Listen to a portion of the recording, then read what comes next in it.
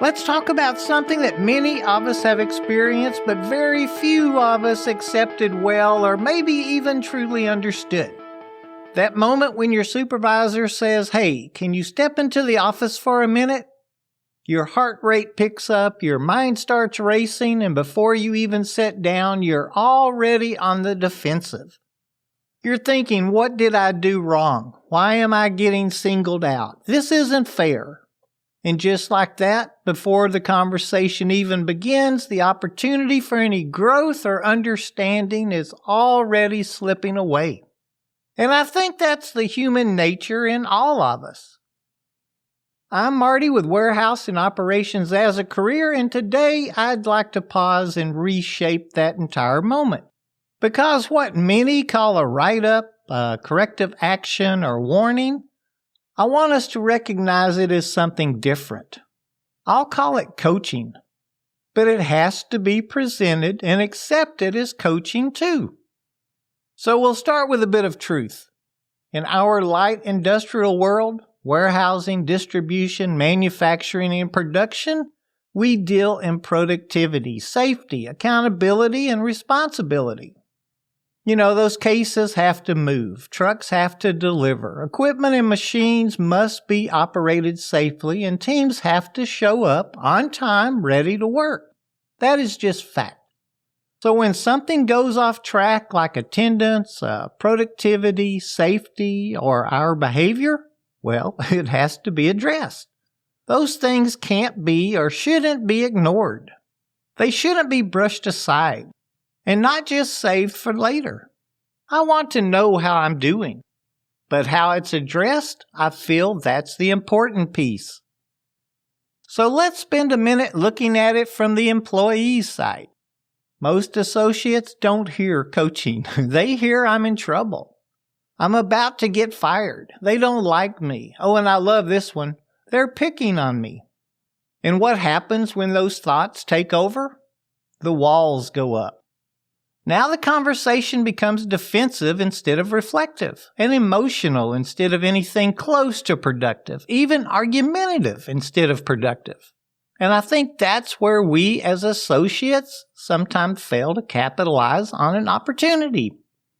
A coaching conversation is one of the few times someone is investing directly in your growth. Think about that.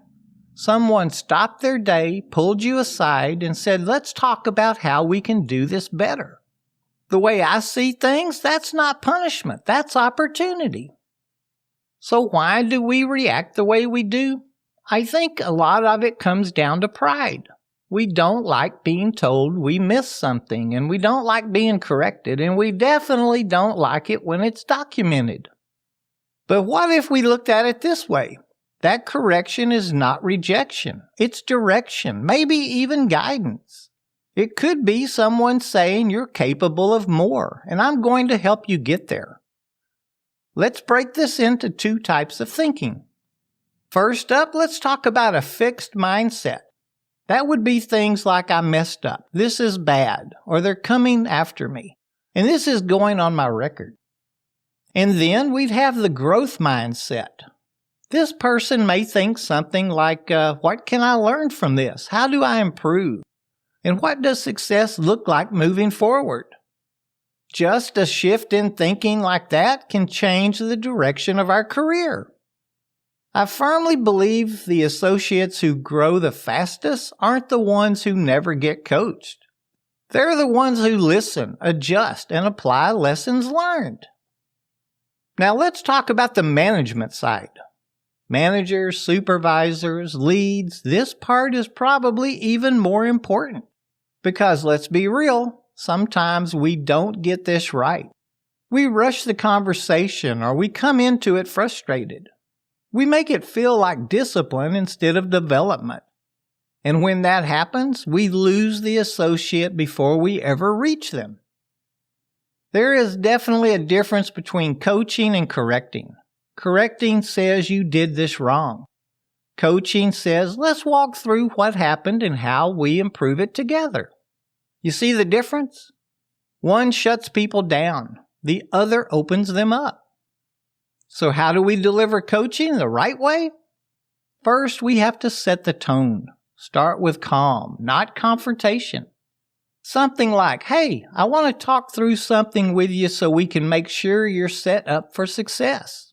Right away, you've shifted the conversation. And we have to stick to the facts, not our opinions or emotions. It's always good to share numbers or what we've personally seen.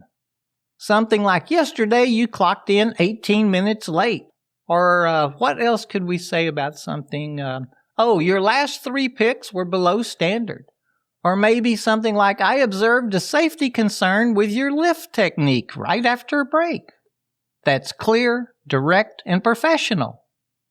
And remember, we have to explain the why. This is where managers often miss the mark. We need to tie it back to something like safety or how it impacts the team or for productivity concerns or even customer service or their expectations. I say all that because I think when people understand the why, they're more likely to buy in. And I feel as managers, we have to invite them into the conversation. We have to listen. This is huge. We may need to help get things started by saying something like, help me understand what happened. It's now a conversation, not a lecture. Of course, we can't just point out the problem. We have to define the solution too. Something like, going forward, I need you clocked in and ready at the start time. And let's review proper lifting techniques together. Here's what success looks like over the next week. And then we need to end the conversation with confidence. We need to be positive. I know you can do this. I've seen you perform at a high level. Let's get back to that. Now, even though I just said all that, we're not throwing out accountability. We can't sugarcoat the situation. Coaching is not a free pass. It's not do whatever you want or a no consequences ticket. And certainly not a we'll just keep talking about it scenario. No, coaching is the bridge between expectation and accountability. And if improvement doesn't happen, then yes, it can move into corrective action. But even then, the goal should still be growth, not punishment. Let me tell you something from experience. Some of the strongest leads, supervisors, and managers today have a history of being coached, myself included. They were corrected, they were guided, and they were held accountable. And they used it. They didn't run from it, and they didn't fight it. They grew through it. So the next time you hear, can you step into the office? Pause, take a breath. And instead of thinking, here we go, try this. Think, what can I learn from this? Because that one question can turn a write-up into a turning point in our career. In our industry, we talk a lot about productivity, attendance, safety, and performance. But behind all of that is people. And people don't grow from silence. They grow from feedback. They grow from conversations. And they grow from coaching.